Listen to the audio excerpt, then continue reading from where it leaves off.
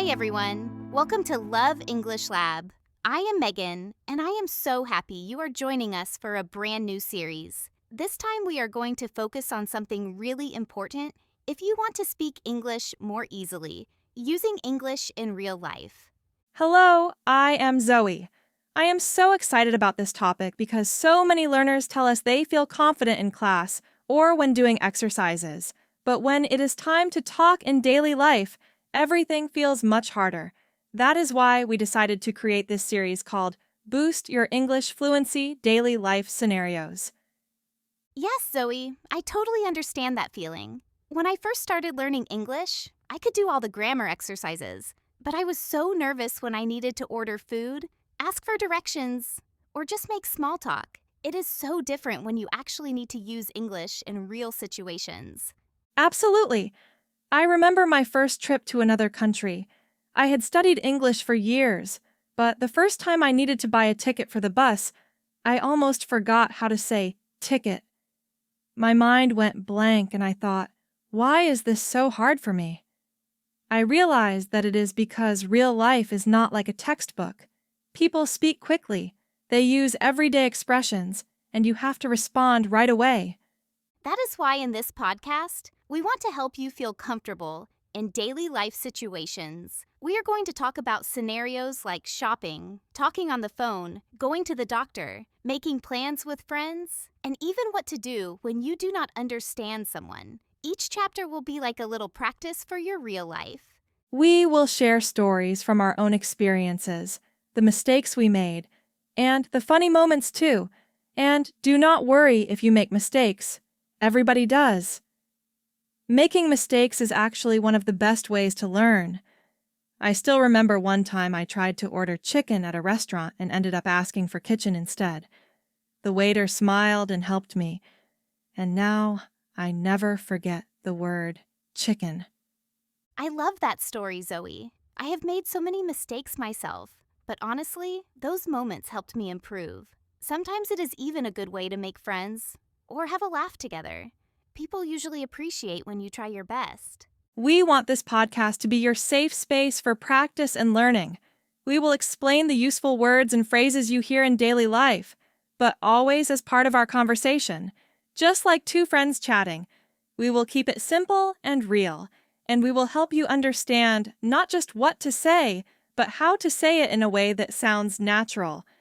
At the end of every episode, we will take a moment to talk about some of the most important phrases or new words from that chapter. But do not worry, it will not be a list. We will talk about them as part of our conversation, so you can remember how they are used in context. We hope you feel inspired to try using English every day, not just in class or with your teacher, but when you are at the store, when you meet someone new, or even when you talk to yourself at home.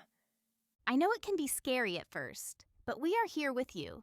Every step you take in English, no matter how small, is progress. You do not have to be perfect, you just have to keep trying. So, if you are ready to make English a real part of your daily life, and if you want to boost your fluency with us, you are in the right place. Let us begin this new journey together. And remember, mistakes are just steps on the way to speaking with confidence. Are you ready, Megan? I cannot wait to get started. I am ready, Zoe. Let us help everyone make English part of their everyday life.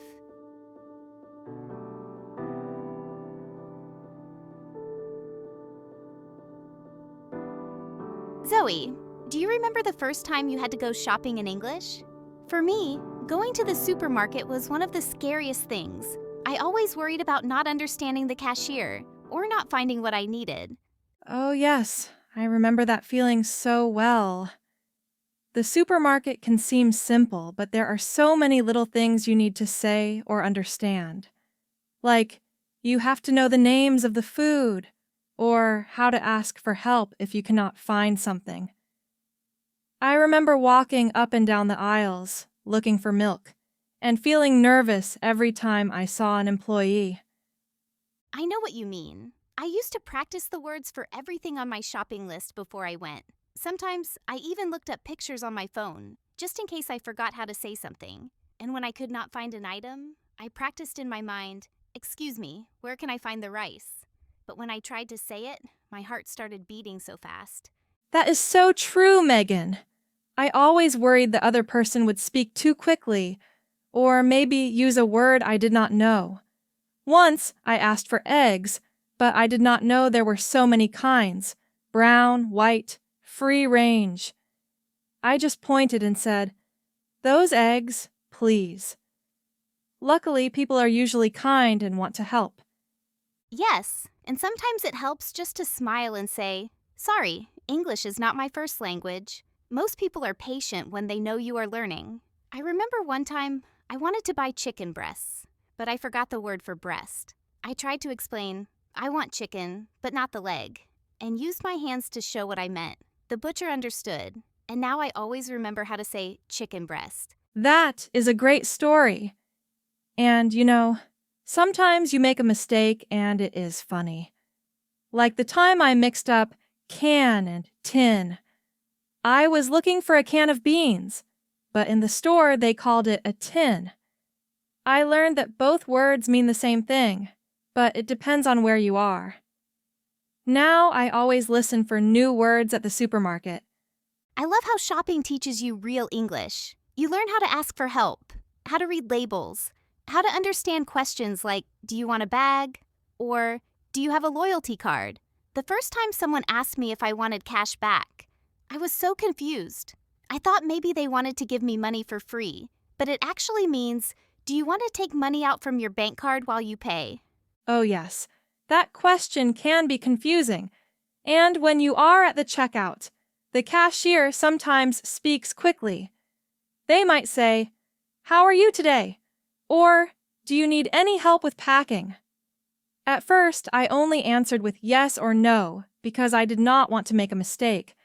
But after a few times, I got more comfortable and could answer with, "I am good, thanks. How are you?" Or, "No, thank you. I can pack myself." That is so true. The more you go shopping, the more phrases you remember. I learned to ask, "Can I pay by card?" or "Is there a self-checkout?" And I got used to hearing, "Your total is," or "Do you want your receipt?" It is amazing how these little phrases become part of your English. Yes, and sometimes there are signs or announcements in the store. They might say, "Today's special offer," or "Buy one, get one free." I always listen to announcements now because you never know what new word you might learn. Once I heard, "Please proceed to checkout number 5," and I realized proceed means go to. And let us not forget about asking for help. If you cannot find something, it is okay to say, "Excuse me, could you help me find the bread?" Or, "Where are the vegetables?" I always worried about my accent, but most employees understand as long as you try. And if you do not understand their answer, you can always say, "Sorry, could you repeat that more slowly?" That is a great tip. And if you are looking for something but do not know the name in English, you can describe it. Like, "I am looking for something you use for making sandwiches," or "I need the sauce that is red and you eat it with pasta." People usually understand what you mean. Sometimes shopping can be a real adventure. I once bought what I thought was yogurt, but it was actually sour cream. I did not read the label carefully. Now, I always check for words like ingredients, best before, or store in a cool place. It helps to read slowly and look for words you know. And sometimes the supermarket is a great place to practice small talk. Maybe the cashier will ask, "How is your day going?" Or, "Did you find everything you needed?" You can answer with something simple like, "Yes, thank you, everything was fine," or "I could not find the rice, but I asked for help." Yes, and you do not have to be perfect. The important thing is to try. Every time you go shopping, you get a little more confident. And sometimes, when you make a mistake or learn a new word, you remember it for the next time. Before we finish, Megan, let us talk about some of the words and phrases we use today.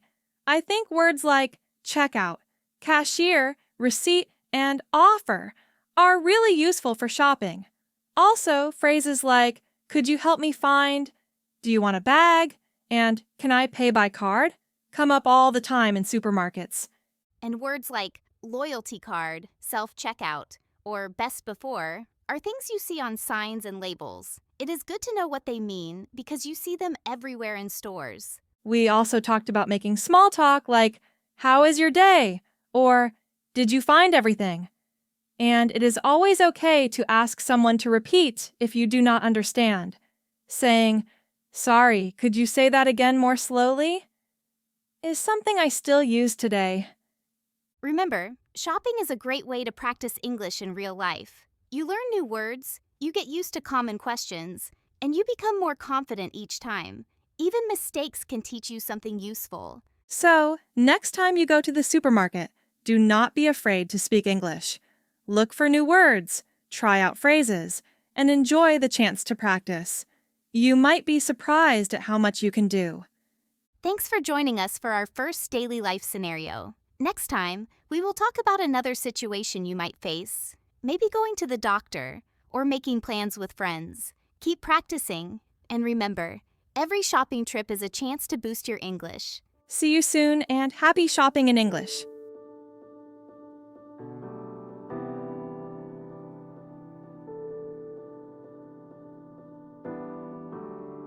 Zoe, going to a restaurant in English was always a little scary for me when I first started learning. There are so many things you need to say, and you have to talk to people you do not know.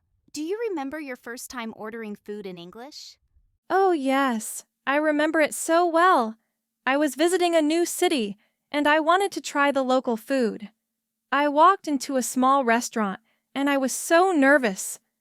The waiter came over and said something really fast. I just smiled and said, "Could you repeat that, please?" He was really kind and spoke more slowly, but I felt my heart racing. I just did not want to make a mistake. That sounds familiar. I used to practice ordering in my head before I even got to the restaurant. I would imagine saying, "I would like," or "Can I have?" I also worried about understanding the menu. Sometimes the names of the dishes were new for me, and I did not know what I was ordering. Yes, menus can be tricky. Sometimes there are words you have never seen before, or dishes that do not exist in your country. I learned to ask, "What is in this dish?" or "Is this spicy?" The staff are usually happy to explain, especially if you look interested and friendly. And sometimes you just have to try something new. I remember the first time I ordered clam chowder. I did not know what clam was, but I wanted to be brave. It turned out to be really tasty. Now, I always look for new foods to try when I travel. That is such a good attitude. Sometimes the best experiences come from trying something you do not know, but I have also made mistakes. Once I ordered a dish and did not realize it was very spicy. I took a big bite and almost started crying. Now I always ask, "Is this spicy?" or "Does this have nuts?" just to be safe. I did that too. Allergies and food preferences are so important. If you are vegetarian, you can say, "Is this vegetarian?" or "Does this contain meat?" People in restaurants are used to those questions. And if you have an allergy, it is really important to say, "I am allergic too," so they know to be careful. Another thing I found difficult was understanding the waiter. Sometimes they ask questions like, "Would you like anything to drink?" or "Are you ready to order?" At first, I did not always understand, so I just smiled and nodded. But with time, I learned to listen for those phrases and answer, "Yes, I am ready," or "Could I have a glass of water, please?" Yes, and you do not have to rush. If you need more time, you can say, "Could I have a few more minutes?" or "I am still deciding." The staff will wait until you are ready. I also learned to say, "What do you recommend?" if I wanted to try something popular from the menu. That is a great question.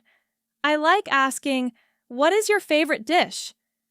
Sometimes the waiter will tell you about something special or something that is not on the menu. It is a nice way to start a friendly conversation, too.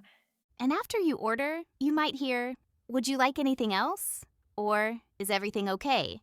At first, I was surprised by how often waiters check on you in some countries. In my country, they do not always do that. Now, I like it. I can ask for more water or say, could I get some extra napkins? Yes.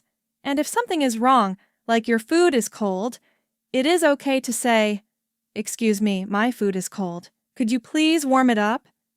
At first, I was shy about saying things like that, but I learned that it is normal and people want you to enjoy your meal. That's a good point. At the end of the meal, you need to know how to ask for the bill. You can say, could I have the bill, please? Or, can I pay by card? And sometimes they ask, would you like to split the bill? That means, do you want to pay separately or together? The first time I heard that, I was confused, but now I know what it means. Yes, splitting the bill can be confusing the first time. And sometimes, in some countries, you have to leave a tip. It is good to know how much is normal. You can always ask, is service included? If you are not sure. I remember being so nervous about paying. I did not want to do anything wrong, but people understand if you are learning. I used to watch other customers to see how they paid or how much they tipped. Another thing is, sometimes you need to make a reservation before you go. You can say, I would like to reserve a table for 2 at 7 o'clock. Or if you are already there, you can ask, do you have a table for 2? If they are full, they might say, sorry, we are fully booked tonight. So it is good to listen for that. Yes, and if you are waiting for a table, they might say, it will be a 15-minute wait. I remember the first time I heard that, I thought they wanted me to come back in 15 minutes. But really, I just needed to wait there. That happened to me too. I stood outside and waited until someone came to find me. Now, I always ask, should I wait here? If I am not sure. And sometimes they give you a buzzer or call your name when your table is ready. Restaurants are full of little surprises, but every visit teaches you something new, and it is not just about ordering food. Sometimes you end up talking with people at the next table, or you hear a funny conversation. I have learned a lot of new words just by listening to other people in restaurants. Me too, Megan. It is like a free lesson every time you eat out. I like to listen for phrases like, this is delicious, or could we have the menu, please? And sometimes, if I hear a word I do not know, I try to remember it and look it up later.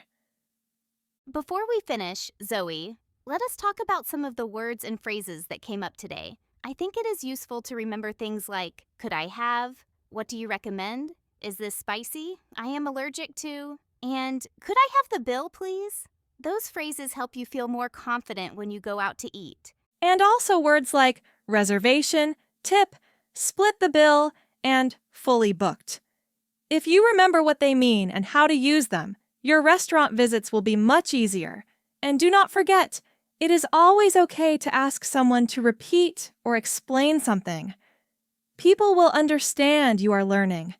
Every visit to a restaurant is a chance to practice your English. Do not be afraid to try, make mistakes, or ask questions.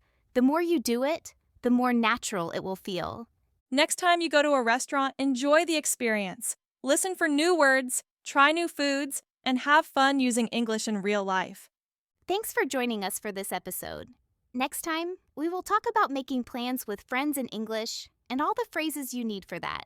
Until then, happy eating and happy learning. See you soon, and remember, every meal is a chance to boost your English.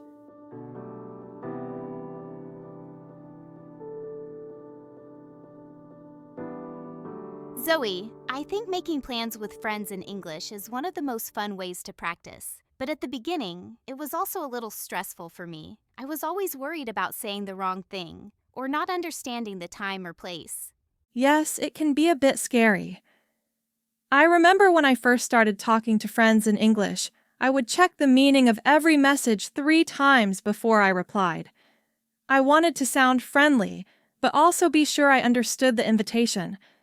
Sometimes, just agreeing on a time could take 10 messages back and forth. That is so true. Even something simple like, let's meet at 5, can be confusing if you are not used to the way people talk about time. In my country, we use the 24-hour clock, but my English-speaking friends always said, let's meet at 5, or see you at 8. And sometimes I had to ask, Is that in the morning or in the evening? Yes, and it is easy to mix up AM and PM at first. Now, when I make plans, I always try to confirm, do you mean 5 in the evening? Or, is that tomorrow morning? People do not mind if you ask. It is better to be clear than to be late or miss the meeting. Another thing I found interesting was all the ways to suggest an idea. In my language, I would just say, let's go. But in English, there are so many ways to make a plan. You can say, do you want to? How about, would you like to? Or even, are you free on Saturday? Yes, and sometimes the conversation is very informal. Friends might say, want to grab a coffee? Or fancy going to the movies? At first, I was surprised by how casual it sounded. Now I really like these phrases. They make plans feel friendly and relaxed.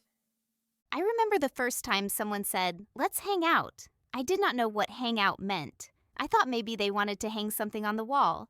But then I learned it just means to spend time together, maybe talk, eat, or walk around. I had the same confusion. And sometimes, friends use expressions like, let's catch up, which means to meet and talk about what has happened in your lives. These little phrases are not in the textbooks, but you hear them all the time. And then there is the whole topic of canceling or changing plans. I used to feel really nervous if I had to say I could not come. But it is normal. You can say, I am sorry, I cannot make it. Or, can we reschedule for another day? Most friends understand. Sometimes people just say, let's play it by ear, which means, let's decide later. Yes, and if you want to invite more people, you can say, can I bring a friend? Or, is it okay if my sister joins us?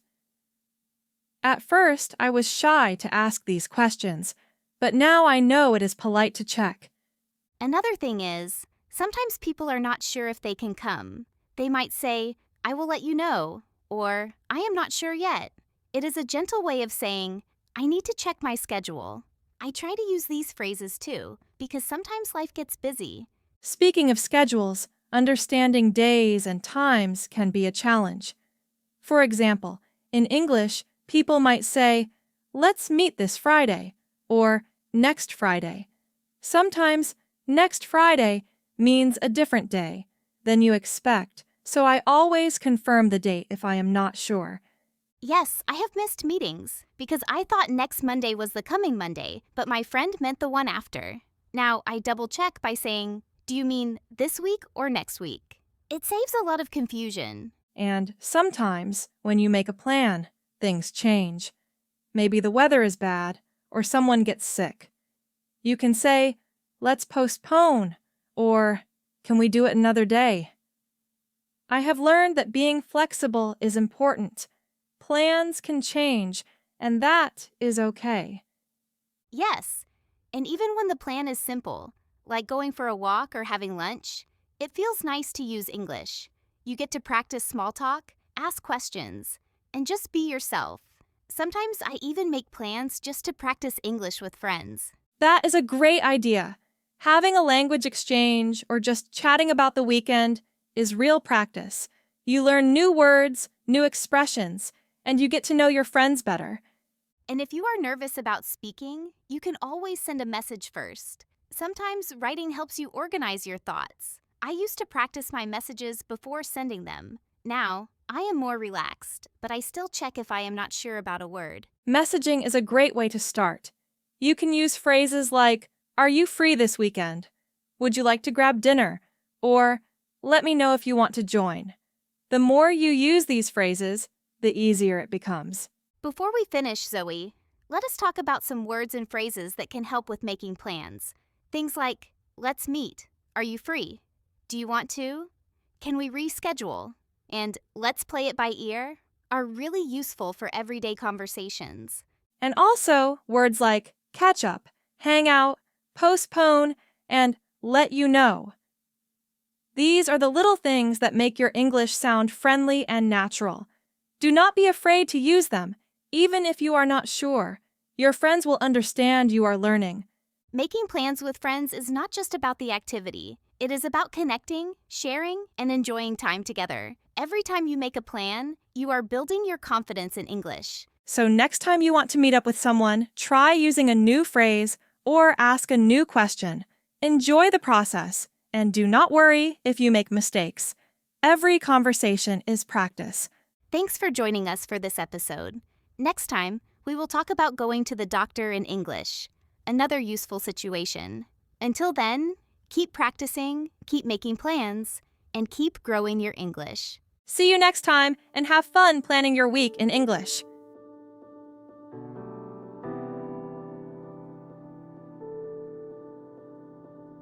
Zoe, I still remember the first time I had to go to the doctor in English. Honestly, it was a little scary. I was worried about not understanding medical words or not being able to explain what was wrong with me. Oh, I understand you, Megan. I had a similar experience when I got sick while I was traveling. I was so nervous about explaining my symptoms. Even simple words like headache or stomachache felt difficult to say when I was not feeling well. Yes, and at the doctor's office, everyone speaks so quickly. I remember sitting in the waiting room, practicing how to say, I have a sore throat, or I feel dizzy. My mind was trying to remember every health word I knew. For me, the hardest part was filling out the forms before seeing the doctor. There were questions about allergies, medications, even family history. At first, I did not know what "do you have any allergies?" meant. So I asked the receptionist. She was very helpful and explained everything step by step. That is a great tip. If you do not understand a word or question, it is okay to ask. You can say, could you explain what this means? Or, sorry, I do not understand this question. People at clinics are usually patient and ready to help, especially if you tell them you are learning English. And when you finally see the doctor, it helps to be ready with some simple sentences. I always start with, I do not feel well, or I have pain in my, and then I point to the place. If you need to describe your pain, you can use words like sharp, dull, or constant. Even if you do not know those words, just showing with your hands or face helps a lot. That's true. Sometimes I make a little list before I go, just to remember how to say my symptoms. For example, I have a fever, or my nose is blocked. It helps me feel more confident when I am in the room with the doctor. And if you need medicine, the doctor or the pharmacist will ask questions like, are you taking any other medication? Or, do you have any allergies? If you are not sure what to answer, it is fine to ask, what does that mean? Or, can you say that another way? That way, you do not get confused. Once I went to the pharmacy to get some cough syrup. I was not sure which one to buy, so I said, excuse me, can you help me? I have a cough and a sore throat.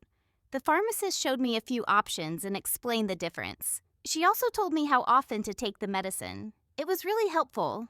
Yes, and always ask if you are not sure how to use the medicine. You can say, how many times a day should I take this? Or, can I take this with food? The instructions on the box can sometimes be confusing, even for native speakers. And if you get a prescription, you might hear, take 1 tablet twice a day, or apply the cream to the affected area. At first, these instructions sounded very formal to me, but after a while, I got used to them. Another thing to remember is insurance. In some countries, you need to show your insurance card or pay before you see the doctor. If you do not understand what to do, just ask, what do I need to show? Or, do I pay now or later? Yes, and sometimes you need to make an appointment before you go. You can say, I would like to make an appointment to see the doctor. Or, is there a doctor available today? If it is urgent, you can say, I need to see a doctor as soon as possible. If you have to cancel or change your appointment, it is okay to call and say, I need to cancel my appointment, or can I reschedule for another day? The staff will help you find a new time.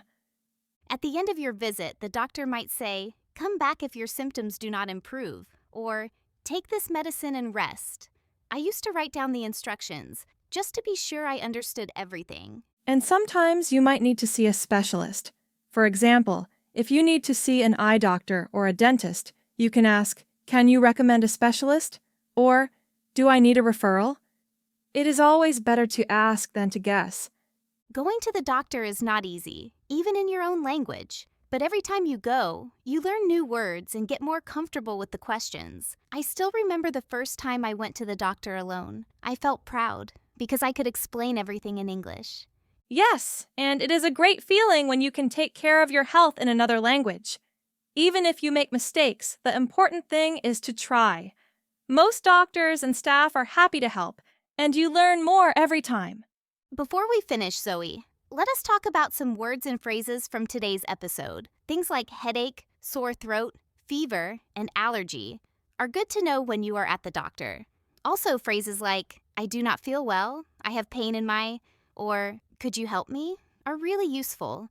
And words like prescription, appointment, pharmacy, and insurance are things you hear a lot in medical situations. Remember, it is always okay to ask if you do not understand. People will appreciate your effort to communicate. Going to the doctor in English might feel difficult at first, but with practice, it becomes easier. You will get better at explaining your symptoms, understanding questions, and asking for help. Next time, we will talk about another everyday situation, using English on the phone. That can be a real challenge, but we will help you get ready for it. Thank you for listening, and remember, every new situation is a chance to learn and grow in English. Take care, stay healthy, and keep practicing your English. See you in the next episode.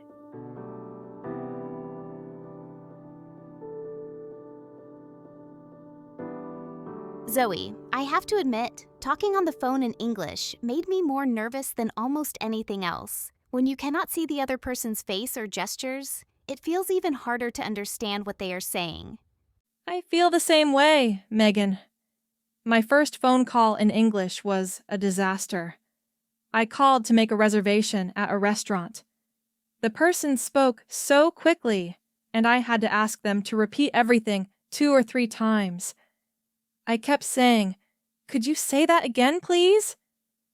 I was so embarrassed, but I survived.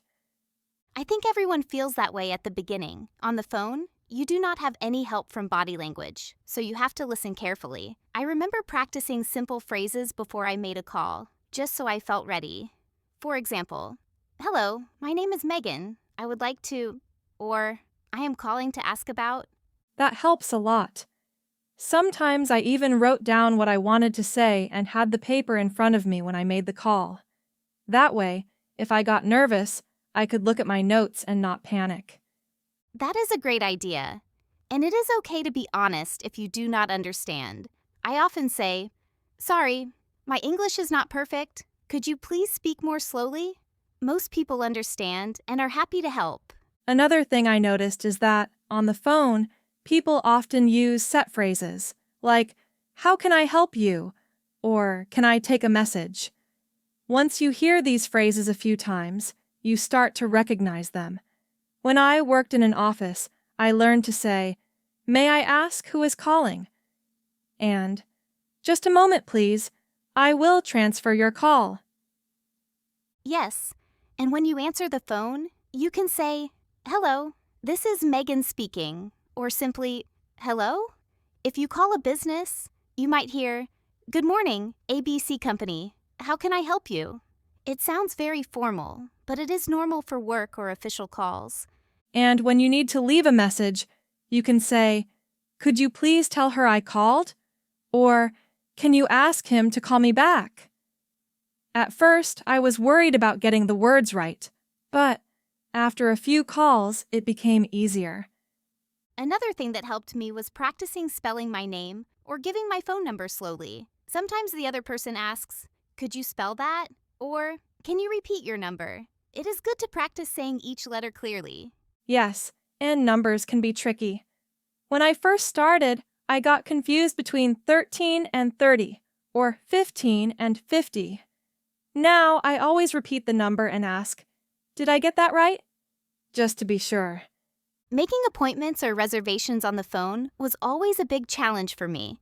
I practiced phrases like, I would like to make an appointment for tomorrow at 2 o'clock, or, is there a table available for Friday evening? Sometimes I had to ask, could you confirm the date and time, please? That is smart. And if you miss something important, do not be afraid to ask again. You can say, sorry, I did not catch that. Or, could you say that one more time? It is better to ask than to guess and get the details wrong. Sometimes people speak with different accents on the phone, which can make it harder. I try to relax and focus on the main information, like the time, date, or name. If I understand the most important details, I can figure out the rest later. That is a good strategy. And sometimes there is noise on the line, or the connection is bad. If you cannot hear, you can say, sorry, the line is bad. Could you speak up? Or, I am having trouble hearing you. One thing I still do is repeat important information back to the person. For example, if they give me an address or appointment time, I say, so that is Monday at 3 o'clock, right? This way, you make sure you understood everything correctly. That is a great tip, Megan. And if you ever feel nervous before a call, take a deep breath and smile. Even if the person cannot see you, smiling helps your voice sound more friendly and confident. I love that advice. And remember, every phone call is practice. Even if you make mistakes, you get better each time. Now, I do not worry so much about phone calls in English. Sometimes, I even enjoy them. Me too. It is a good feeling when you finish a call and realize you understood everything. Or even if you did not, you still managed to communicate and get what you needed. Before we finish, Zoe, let us talk about some useful words and phrases from today. Things like, could you repeat that, please? I am calling to... May I ask who is calling? And can you ask her to call me back? Are helpful for almost any phone conversation. And words like appointment, reservation, transfer your call, and confirm the time. Do not worry if you forget a phrase. Just try your best, and remember, the other person wants to help you.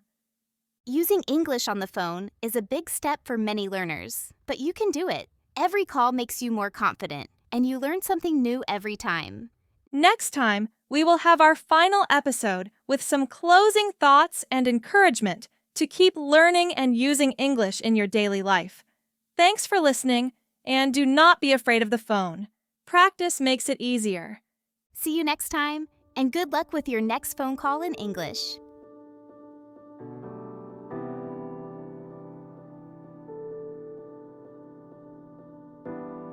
Well, Zoe, we have reached the end of our series about using English in daily life. I feel so happy about everything we have shared, and I hope everyone listening feels more confident now. I feel the same, Megan. It is amazing how much you can learn just by talking about real life. I remember how scared I was at the beginning shopping, ordering food, making plans, going to the doctor, even just making a phone call. All those things felt so big. But with every small step, they became easier. Yes, and it is important to remember that learning English is not just about grammar and vocabulary. It is about connecting with people, understanding new cultures, and feeling more free in your daily life. Every time you try to speak, even if you make a mistake, you are moving forward. I love that, Megan. We have talked about so many scenarios: going to the supermarket, eating at a restaurant, meeting friends, seeing the doctor, talking on the phone. Each situation has its own words and phrases, but the most important thing is to keep practicing and not be afraid to try. And do not forget, everyone makes mistakes. I still make mistakes sometimes, but those little moments are how we learn, like when I asked for kitchen instead of chicken, or when I did not understand how to split the bill. Now I remember those words forever. Me too! I have stories about confusing menus, getting lost with directions, and forgetting words in the pharmacy. But every time, someone helped me, or I found a new way to explain what I wanted. I always try to smile and use my hands if I need to. Smiling really does help, and being friendly, asking for help, or just laughing about a mistake makes people want to help you. I think that is the best advice. Do not worry about being perfect. People understand that you are learning. That is so true. And remember, you do not have to speak fast or know every word. Even simple sentences can help you get what you need. Just say what you can, and your confidence will grow. I hope everyone listening remembers some of the phrases we talked about, like, could you help me? I am looking for, can we reschedule? Could I have the bill, please? Sorry, could you say that again more slowly? These are the little keys that open doors in English. And words like appointment, reservation, allergy, checkout, hang out, split the bill, and tip. Each time you use one, you make your English stronger and more natural. Before we finish, I want to say thank you to everyone who joined us. You are brave for practicing your English, and you are doing something amazing for yourself. Every supermarket visit, every phone call, every conversation with a friend is a little victory. I agree. If you ever feel nervous or tired, remember you are not alone. We have all felt the same way. Just keep going and do not give up. Take a break if you need to, and come back stronger. English is not just a subject in school, it is a tool for life. Use it to make friends, discover new things, and have fun. The more you practice, the easier it gets. And if you ever need a little encouragement, come back and listen again. We are always here to help you on your journey. So keep smiling, keep speaking, and keep growing your English every day. This is not the end, but the beginning of more adventures in English. Thank you, everyone. Good luck, and remember, you can do it. Bye for now, and see you next time at Love English Lab.